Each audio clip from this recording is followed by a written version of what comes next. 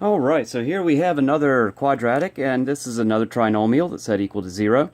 Okay, so we're going to solve this by factoring. And again, we're going to use the Punnett square. We have our first term, our last term. We want to multiply those together. 4x squared times negative 7. We multiply those, we get negative 28x squared. So we're looking for factors of negative 28x squared that sum to the middle term, which is negative 3x. So let's think about things that multiply to give us negative 28x squared. We have 1x, 28x, we have 2x, we have 14x, let's see, 3, 4, 4x, and 7x. And I believe that's the entire list of terms that multiply to give us 28. Now, since it's multiplying to give us a negative 28, that means one of these factors has to be negative. Since it's summing to be a negative 3, that means the larger of the two. We'll take the negative sign. One of those pairs is a negative 3, and there they are. Okay, so now we can use our Punnett square.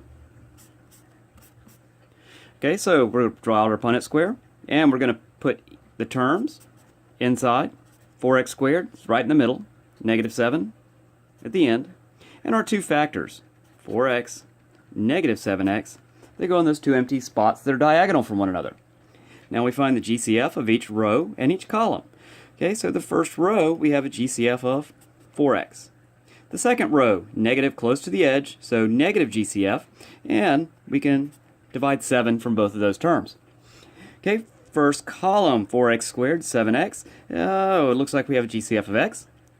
And the second column, 4x and negative 7. It doesn't really appear that we have a GCF, but we always can divide a 1 from anything. Okay, so it appears our factored form is 4x minus 7 times x plus 1. So we have to remember it's still set equal to 0, so we still have to take each one of those factors, set those equal to 0, and solve for x. Okay, over here on the left, let's see, we'll add 7. So 4x is 7, and we'll divide by 4.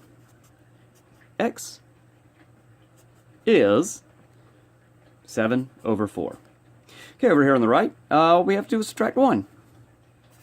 And x is negative 1. Okay, so here's our two solutions. Okay, x is 7 over 4, and x is negative 1.